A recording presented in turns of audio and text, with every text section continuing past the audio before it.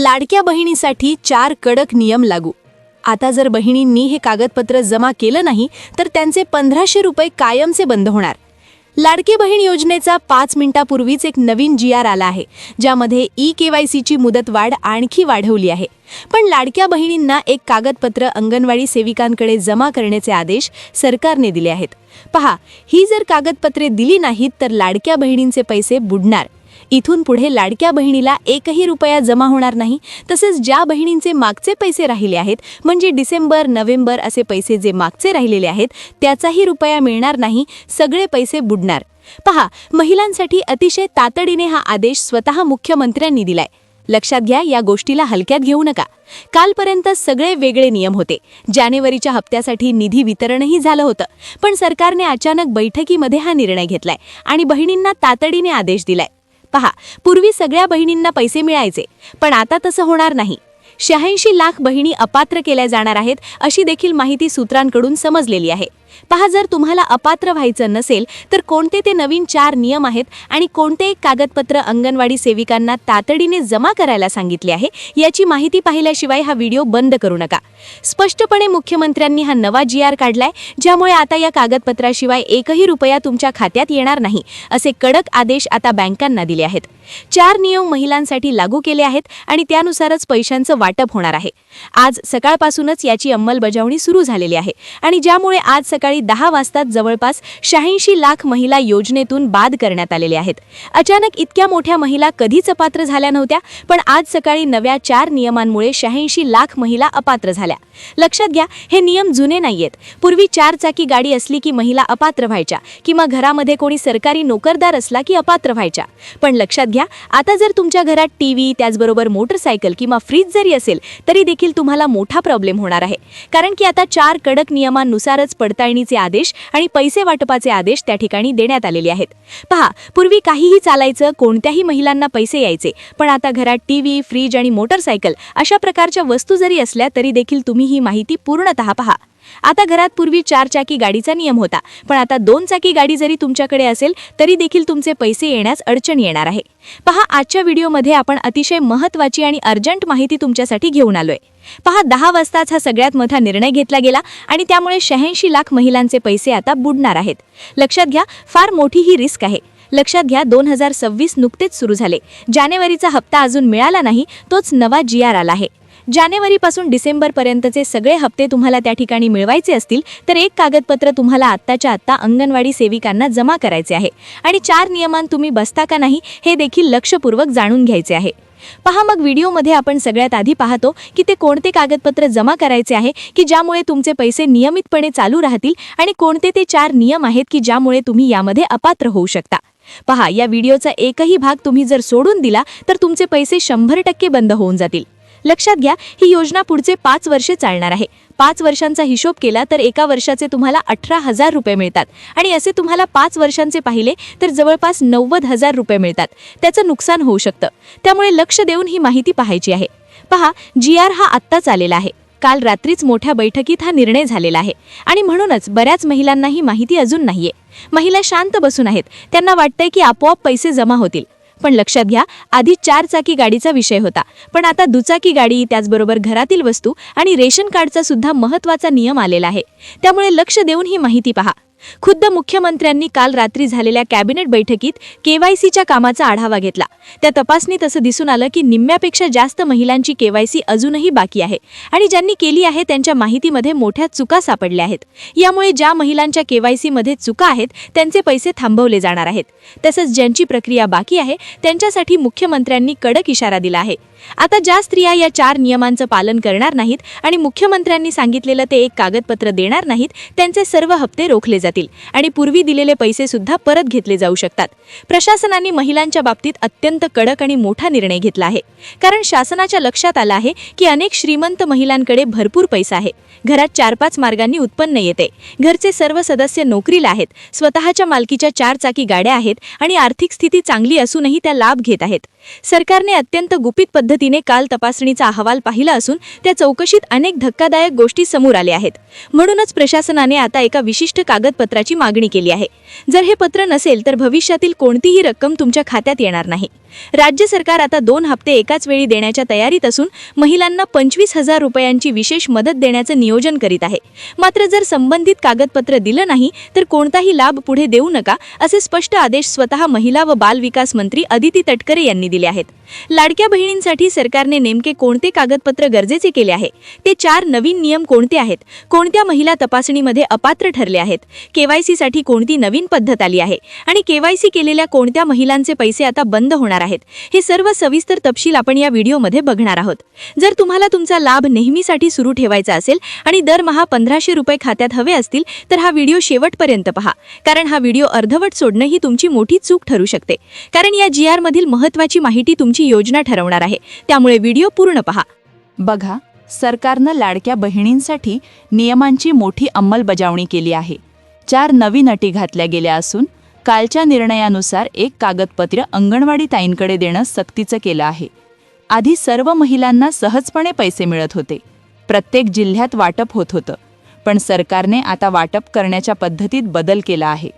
गुपचूप केलेल्या तपासणीत अनेक महिला अशा सापडल्या ज्या मुळात अपात्र आहेत तरीही लाभ घेत आहेत. अशा खोट्या लाभार्थ्यांना बाहेर काढण्यासाठी 4 नवीन नियमांची चाळणी लावली आहे. या चाळणीतून ज्या पात्र ठरतील आणि जे हे कागदपत्र जमा करतील त्यांनाच पैसे द्या, असे आदेश स्वतः मुख्यमंत्री यांनी दिले आहेत. लाडकी बहीण योजनेवर सरकारचा मोठा पैसा खर्च होत होता. खूप निधी वाटप करावा लागत होता आणि हा खर्च कमी ठेवण्यासाठी आता लाभार्थ्यांची संख्या कमी करण्याचं धोरण आखलं आहे. सुरुवातीला महिलांची संख्या खूप मोठी होती आणि आजवर सर्वांना लाभ दिला गेला. मात्र आता नवीन निकष लावून तुमची पात्रता सिद्ध करण्यासाठी अंगणवाडी ताईंकडे कागदपत्र मागितलं आहे. आता आपण एकामागून एक ते 4 नियम कोणते आहेत आणि ते कसे लागू होतील हे सगळ्यात आधी जाणून घेऊया. त्यानंतर कागदपत्र कशी गोळा करायची, कुठून आणायची आणि लाभ चालू ठेवण्यासाठी नियमांचं पालन कसं करायचं हे मी तुम्हाला सविस्तर सांगणार आहे. सगळ्यात आधी आपण नियमांकडे वळूया. सरकारने जे 4 नियम सांगितले आहेत आणि जे कागदपत्र आवश्यक आहे याची माहिती घेऊ. आधी ते 4 नियम पाहू. यातील पहिल्याच नियमात जवळपास 70% महिला अडकण्याची शक्यता आहे. हा पहिला नियम आधार कार्डशी संबंधित आहे, कारण प्रत्येक महिलेकडे आधार आहे आणि त्यावरच पैसे जमा होतात. त्यामुळे लाभ चालू ठेवण्यासाठी हा नियम पाळणं गरजेचं आहे. दुसरा नियम शिधापत्रिका म्हणजेच रेशन कार्ड असलेल्या महिलांसाठी आहे. रेशन कार्ड प्रत्येकाकडे असतंच, मग ते पिवळं असो वा केशरी. या दुसऱ्या नियमामुळे 80% महिला अडचणीत येऊ शकतात. तिसरा नियम 50% महिलांसाठी आहे, ज्यात काही तांत्रिक अडचणी येऊ शकतात. पण चौथा नियम 100% महिलांसाठी डोकेदुखी ठरणार आहे. तिसरा नियम पॅन कार्डचा आहे. ज्या बहिणींकडे पॅन कार्ड आहे त्यांनी हा नियम नीट समजून घेतल्याशिवाय व्हिडिओ बंद करू नये. आणि शेवटचा चौथा नियम बँक खात्याशी संबंधित आहे. बँक खात्याचा नियम असल्याने सर्व महिलांना तो पाळणं बंधनकारक आहे. जर या चौथ्या नियमात चूक झाली किंवा पालन व्यवस्थित झालं नाही तर चालू हप्ता तर जाईलच, पण जुन्या पैशांची वसुलीसुद्धा होऊ शकते, जो अत्यंत गंभीर विषय आहे. आता या सर्व नियमांची सविस्तर माहिती आणि सरकारनं मागितलेलं ते खास कागदपत्र याची पूर्ण माहिती घेऊया. लक्ष देऊ नये का. पहिल्या नियमानुसार तुम्हाला पैसे मिळतील, ज्यात फारशी अडचण येणार नाही. पहिला नियम आधार कार्डचा असून ज्यांच्याकडे ते आहे त्यांना तो लागू आहे. दुसरा नियम रेशन कार्डशी जोडलेला आहे. रेशन कार्ड आणि आधार असूनही लाभ का थांबतो हे नीट समजून घ्या. तिसरा नियम पॅन कार्डचा आणि चौथा बँक खात्याचा आहे. आधार कार्डाबाबत सरकारला अनेक चुका सापडल्या आहेत, जसे की नावात चूक किंवा जन्मतारखेत केलेले बदल. काही महिलांच्या आधारवर माहेरचं नाव आहे तर बँकेत पतीचं नाव. अशा फरकामुळे लाभ थांबवले जातील. रेशन कार्डाचा नियम असा आहे की अनेक महिलांनी अजून केवायसी केलेली नाही. रेशन दुकानात जाऊन मशीनवर अंगठा लावून कुटुंबाची केवायसी करणं गरजेचं आहे. पॅन कार्डचा नियम खूप कडक आहे. ज्यांचं पॅन आधारला लिंक आहे त्यांचे सर्व बँक व्यवहार सरकारला कळतात. यावरून तुमच्या वर्षाच्या उत्पन्नाचा अंदाज घेऊन सरकार अपात्र महिलांना योजनेतून बाहेर काढणार आहे. चौथा नियम बँक बॅलन्सचा आहे. अनेक महिला पैसे जमा होताच लगेच काढून घेतात. खात्यात थोडे सुद्धा पैसे ठेवत नाहीत, ज्यामुळे तांत्रिक अडचणी येतात. तसंच आधार बँक जोडणी हा देखील मोठा मुद्दा आहे. आता सरकारने कोणतं कागदपत्र कुठे जमा करायला सांगितलं आहे आणि केवायसीचे काय नियम आहेत ते पहा. सरकारने केवायसीची मुदत 18 नोव्हेंबरपर्यंत ठेवली होती. तोपर्यंत फक्त 50%च काम पूर्ण झालं. त्यामुळे आता ही मुदत वाढवून देण्यात आली आहे. पण यामध्ये एक मोठी समस्या होती, ज्यामुळे महिला KYC करू शकत नव्हत्या. जसे की अनाथ महिला, विधवा, परित्यक्ता किंवा ज्यांच्या वडिलांचं निधन झालं आहे, अशा महिलांना KYC करताना दुसऱ्याचा आधार नंबर देण्यास अडचण येत होती. या अडचणीवर मात करण्यासाठी GR मध्ये विशेष सोय केली आहे. अशा वेळेस संबंधित महिलांनी त्यांच्या स्थितीचा पुरावा म्हणजे पतीचं किंवा वडिलांचं मृत्यू प्रमाणपत्र किंवा घटस्फोटाचे कोर्टाचे कागदपत्र किंवा अनाथ असल्याचं प्रमाणपत्र याची एक प्रत अंगणवाडी ताईंकडे जमा करणं आवश्यक आहे. हे कागदपत्र दिल्यानंतरच तुमची KYC पूर्ण मानली जाईल. जर हे केलं नाही तर पुढचे हप्ते मिळणार नाहीत. तर आता बघा बहिणींनो, आतापर्यंत मी तुम्हाला 4 नियम आणि त्या एका महत्त्वाच्या कागदपत्राबद्दल सांगितलं. पण आता सगळ्यात महत्त्वाचा मुद्दा, ज्यासाठी हा व्हिडिओ बनवला आहे. अनेक महिला विचारत होत्या की आम्ही सर्व कागदपत्र दिली, सगळं आमचं बरोबर आहे, तरीही का पैसे जमा झाले नाहीत, किंवा तपासणी नेमकं कशा पद्धतीने सुरू आहे. तर लक्षात घ्या, तुम्हाला वाटत असेल की फक्त अंगणवाडी ताईंकडे कागदपत्र देऊन तुमचं काम झालं किंवा KYC करून तुमचं काम संपलं, असं जर तुम्हाला वाटत असेल तर तुम्ही मोठी चूक करताय. या GR मध्ये अशी एक अट आहे जी थेट तुमच्या बँक खात्याच्या लिंकिंग स्थितीशी संबंधित आहे. जर तुमचं स्टेटस चालू नसेल तर सरकार तुम्हाला अपात्र ठरवून तुमचे जुने पैसे सुद्धा मागे घेण्याची शक्यता आहे. बहिणींनो, आता सर्वात महत्त्वाची गोष्ट म्हणजे सरकारने नवीन नियम लागू केले आहेत. त्यामध्ये काही तांत्रिक बाबी अत्यंत कडक आहेत. जर तुम्हाला वाटत असेल की फक्त फॉर्म भरला पाहिजे म्हणजे पैसे येतील, तर तुम्ही चुकीच्या भ्रमात आहात. आता या काही सूचना नीट ऐका आणि आजच त्याची पूर्तता करा. सर्वात आधी आपल्या बँक शाखेत जाऊन तुमचे खाते आधार कार्डशी शेडिंग झाले आहेत का याची खात्री करा. कारण केवळ लिंक असून चालणार नाही, तर ते ॲक्टिव्ह असणे गरजेचे आहे. तसेच तुमच्या रेशन कार्डवर किती लाभार्थी आहेत हे तपासा. जर एकाच रेशन कार्डवर दोन विवाहित महिला असतील तर एका महिलेचा लाभ बंद केला जाणार आहे. ज्या महिलांकडे पांढरे रेशन कार्ड आहे त्यांनी हे लक्षात घ्या की तुमचे वार्षिक उत्पन्न 2.5 लाख रुपयांचे आत असणे अनिवार्य आहे. त्यामुळे नवीन वर्षाचा